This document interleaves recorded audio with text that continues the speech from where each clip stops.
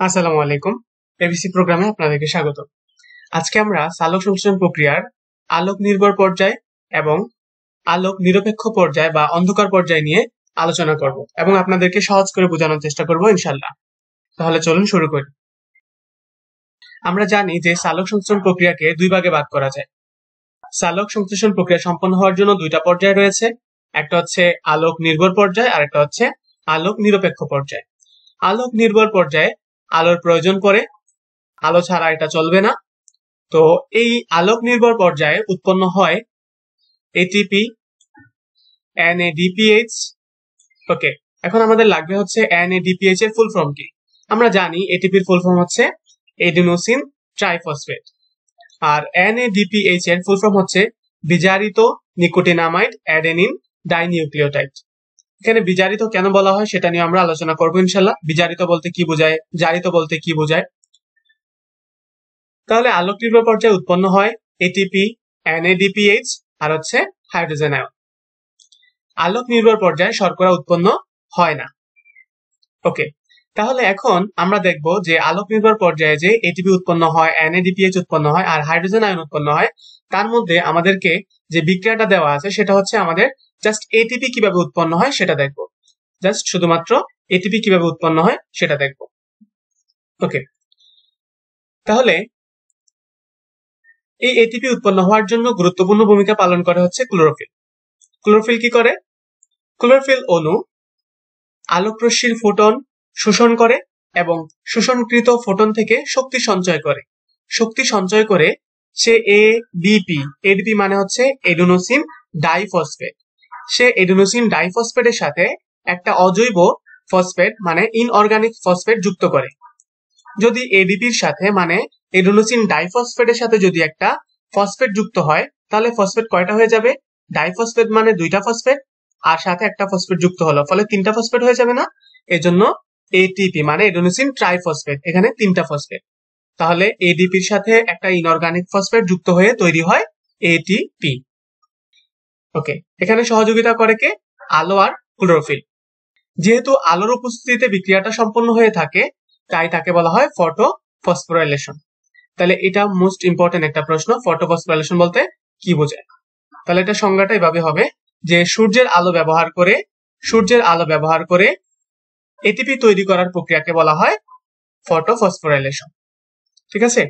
ওকে, এখানে আরেকটা গুরুত্বপূর্ণ কাজ হয়ে থাকে, সেটা হচ্ছে সূর্যালোক এবং ক্লোরোফিলের সাহায্যে আমরা দেখলাম যে এখানে আলোক নির্ভর পর্যায়ে হচ্ছে সূর্যের আলো ব্যবহার করে আর ক্লোরোফিল ব্যবহার করে, আর সাথে হচ্ছে পানি ব্যবহার করে।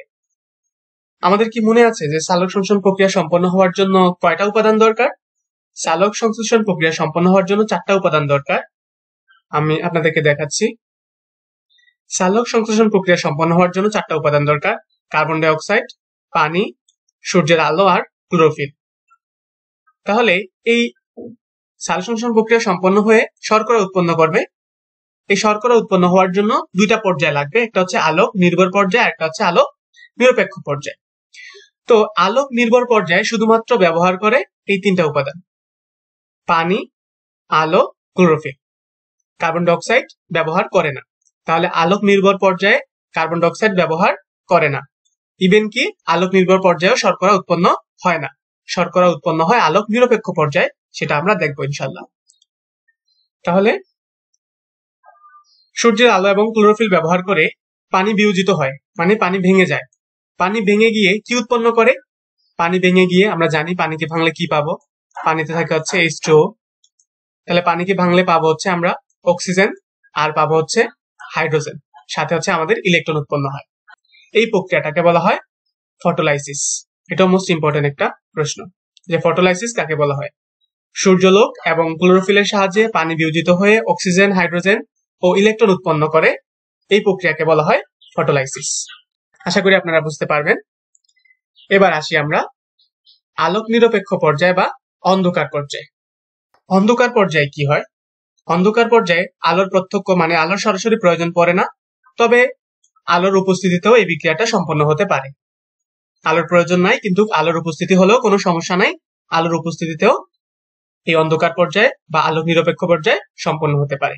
এখন এখানে কি হয়?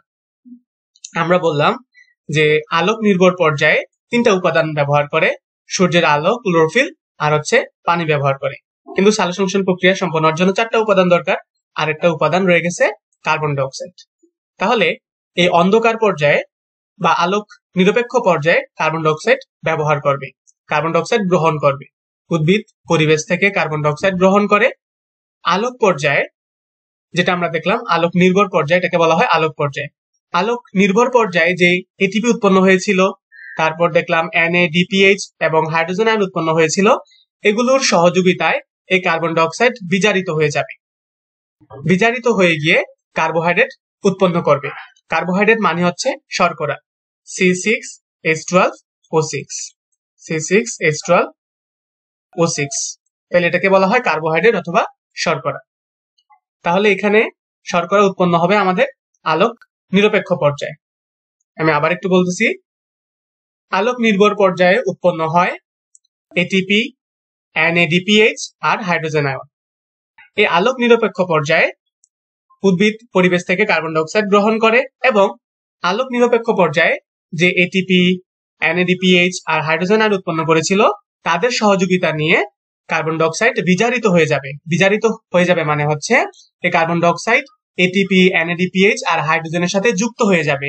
যুক্ত হয়ে গিয়ে সে উৎপন্ন করবে C6H12O6 মানে কার্বোহাইড্রেট। তাহলে এই বিক্রিয়াটা আমরা কিভাবে লিখব? বিক্রিয়াটা কিন্তু আমাদের দেয়া নাই, আমি বিক্রিয়াটা আপনাদেরকে লিখে দিচ্ছি।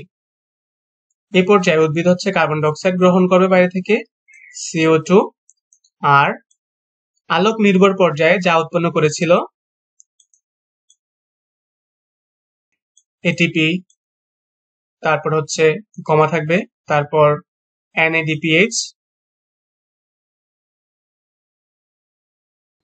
Plus hydrogen ion. তাহলে এগুলোর সহযোগিতা নিয়ে কার্বন ডাইঅক্সাইড এটিপি, NADPH ও হাইড্রোজেন আয়নের সহযোগিতা নিয়ে সে উৎপন্ন করবে C6H12O6 মানে শর্করা বা কার্বোহাইড্রেট উৎপন্ন করবে। বুঝতে পেরেছেন? এটা হচ্ছে আলোক নিরপেক্ষ বা অন্ধকার পর্যায়ের ইকুয়েশন। আশা করি আপনারা বুঝতে পারবেন। অবশ্যই এই সমীকরণটা বা ইকুয়েশনটা খাতায় নোট করে রাখবেন। এবার আসেন পরের পার্টটা। বলছে যে সবুজ উদ্ভিদে কার্বন ডাইঅক্সাইড বিজারণের তিনটা গতিপথ আছে। মানে এই যে কার্বন ডাইঅক্সাইড বিজারিত হলো মানে তাদের সাথে যুক্ত হয়ে গেল, যুক্ত হয়ে সে শর্করা উৎপন্ন হলো। এই শর্করা উৎপন্ন হওয়ার তিনটা পথ আছে, তিনটা গতিপথ আছে। কার্বন ডাইঅক্সাইড থেকে শর্করা উৎপন্ন হওয়ার জন্য তিনটা রাস্তা আছে। তিনটা রাস্তার নাম হচ্ছে, একটা কেলভিন চক্র যেটা বিজ্ঞানী কেলভিন আবিষ্কার করেছে, আর হচ্ছে হ্যাচ ও স্ল্যাক চক্র, হ্যাচ ও স্ল্যাক দুজন বিজ্ঞানী মিলে আবিষ্কার করছে, আর একটা হচ্ছে ক্রেসোলেসিয়ান এসিড বিপাক। আর আমাদের বই হচ্ছে কেলভিন চক্র এবং হ্যাচ ও স্ল্যাক চক্র সম্পর্কে সংক্ষিপ্ত আলোচনা আছে। চলুন আমরা দেখে নেই। এখন আমরা এই চিত্রটা বোঝার চেষ্টা করি। এটা হচ্ছে আলোক নির্ভর পর্যায়, আর একটা হচ্ছে অন্ধকার পর্যায়। আমরা বললাম যে অন্ধকার পর্যায়কে তিনটা ভাগে ভাগ করা যায়, মানে অন্ধকার পর্যায়ে তিনটা গতিপথ আছে। একটা আছে কেলভিন চক্র, আর একটা আছে হ্যাচ ও স্ল্যাক চক্র, একটা ক্রেসোলেসিয়ান এসিড বিপাক। তো এখানে আমাদের হচ্ছে জাস্ট কেলভিন চক্রটা দেয়া আছে, তো একটু বোঝার চেষ্টা করি। আলোক নির্ভর পর্যায়ে, আলোক নির্ভর পর্যায়ে হচ্ছে সূর্যের আলো গ্রহণ করবে, তারপর পানি গ্রহণ করবে, আর হচ্ছে ক্লোরোফিল গ্রহণ করবে। ক্লোরোফিল কোনটা? এই যে সবুজ যে অংশটা আছে এটা হচ্ছে ক্লোরোফিল। তো এখানে বলা আছে যে গ্রাহানাম চক্র বা থাইলাকয়েড, তো থাইলাকয়েড ভিতরে তো হচ্ছে আমাদের ক্লোরোফিল থাকে। তাহলে আমাদের আলোক নির্ভর পর্যায়ে গ্রহণ করলো পানি, সূর্যের আলো, আর এটা হচ্ছে ক্লোরোফিল। এখন আমরা জানি যে আলোক নির্ভর পর্যায়ে উৎপন্ন হয় এটিপি, NADPH। এখানে NADPH এর সাথে আমরা দেখেছিলাম যে প্লাস হাইড্রোজেন আয়নও ছিল, তো আমরা সেটাও লিখতে পারি, কোনো সমস্যা নাই, অথবা যা আছে তাও লিখতে পারি। এখন এটা তো হচ্ছে উৎপাদ, হ্যাঁ, এখন বিক্রিয়ক লাগবে না। তো আলোক নির্ভর পর্যায়ে এগুলো উৎপন্ন হবে, তো উৎপন্ন হওয়ার জন্য তো বিক্রিয়ক লাগবে। বিক্রিয়ক হচ্ছে NADP সাথে একটা প্রোটন বা হাইড্রোজেন আয়ন গ্রহণ করবে। এই হাইড্রোজেন আয়ন গ্রহণ করে সে উৎপন্ন হয়ে যাবে NADPH।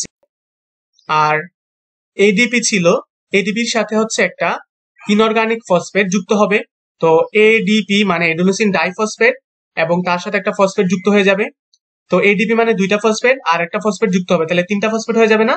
তাহলে এটার আউটপুট হিসেবে তৈরি হবে ATP মানে এডেনোসিন ট্রাইফসফেট। এখন অন্ধকার পর্যায়ে বা কেলভিন চক্রে কি হবে? কেলভিন চক্রে হচ্ছে আমরা দেখলাম এখানে হচ্ছে কার্বন ডাইঅক্সাইড গ্রহণ করবে, কার্বন ডাইঅক্সাইড গ্রহণ করে কার্বন ডাইঅক্সাইড বিজারিত হবে। কাদের সাথে বিজারিত হবে? এই আলোক নির্ভর পর্যায়ে যে উপাদানগুলো উৎপন্ন হয়েছিল ATP, NADPH plus hydrogen ion, তাদেরকে গ্রহণ করবে। তাদের সহযোগিতা নিয়ে কার্বন ডাইঅক্সাইড বিজারিত হয়ে শর্করা উৎপন্ন করবে। ওকে, আশা করি আপনারা বুঝতে পারবেন। তারপর কেলভিন চক্র এবং হ্যাচ-স্ল্যাক চক্র সম্পর্কে সংক্ষিপ্ত বিবরণ দেওয়া আছে। কেলভিন চক্র, তার প্রথম স্থায়ী যৌগ হচ্ছে 3 কার্বন বিশিষ্ট ফসফোগ্লিসারিক অ্যাসিড। আর যে সকল উদ্ভিদে এই কেলভিন চক্র সম্পন্ন হয় তাদেরকে বলা হয় C3 উদ্ভিদ। তারপর হ্যাচ-স্ল্যাক চক্র, হ্যাচ-স্ল্যাক চক্রের প্রথম স্থায়ী যৌগ 4 কার্বন বিশিষ্ট অক্সালো অ্যাসিটিক অ্যাসিড। যে সকল উদ্ভিদে হ্যাচ-স্ল্যাক চক্র সম্পন্ন হয় তাদেরকে বলা হয় C4 উদ্ভিদ বা C4 গতিপথ।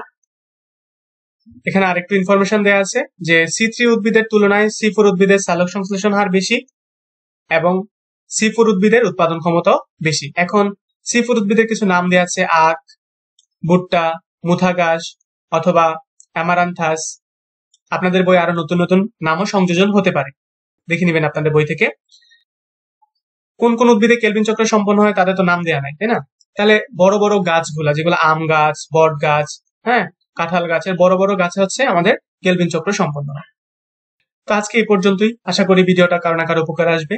যদি উপকার আসে তাহলে ছোট করে একটা লাইক দিবেন, আর আমার ভিডিওগুলো সবার আগে পেতে চাইলে চ্যানেলটাকে সাবস্ক্রাইব করে পাশে থাকা বেল আইকনকে বাজিয়ে দিবেন।